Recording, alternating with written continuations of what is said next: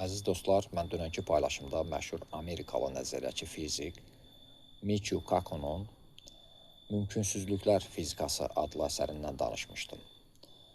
Bu qocaman alim bəşəriyyəti xəbərdar edir ki, gələcəkdə günümüz fizikasının qanunlarını tamamilə puç edəcək texnologiyaların ixtirası, icadı gözlənilir.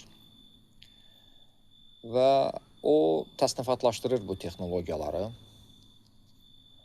Michio Kaku'nun proqnozlarına əsasən birinci qrupa, birinci təsnifata daxil olan texnologiyalar 21-ci əsr ərzində və 22-ci əsr ərzində tam ixtira ediləcək və təcrübədə sınaqdan çıxarılıb bəşəriyyətin istifadəsinə təhvil veriləcək. Əminəm ki, bu əsəri fiziklər və bu işlə maraqlanan adamlar təbii ki, oxuyublar. Və nələr daxildir bu birinci qrupa ki, bizim günümüzdə yaşayan insanların bu texnologiyaları görmə şansları var. Birinci növbədə görünməzlik texnologiyaları. Və bu texnologiyalarla bağlı Netflix və digər bu kino industriyasının istehsal etdiyi əsərlərdə, dizilərdə, filmlərdə bizə ipuçları verilir. Məsələn, mən bir neçə il əvvəl bir serialı izləmişəm, maraqlı serialdır. Under the Dome, qübbə altında. Mən rusca baxmışam, pod kupolom.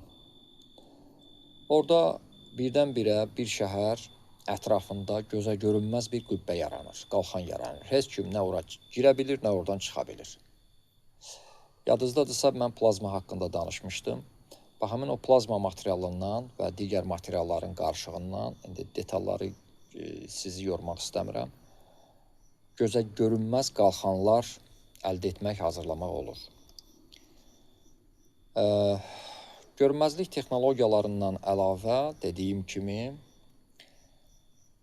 əks maddə motorları, antimatter engines texnologiyaları hazırlanacaq. Prinsip belədir də, əks maddə və maddə bir-biri ilə qarşılaşdığında, təmas yarandığında onlar bir-birini məhv edir və bundan çox güclü enerji alınır. Bu enerji də motorun, mühərrikin uzun müddət işləməsinə səbəb olur. Amma çox bahalı maddələrdir bu əks maddələr.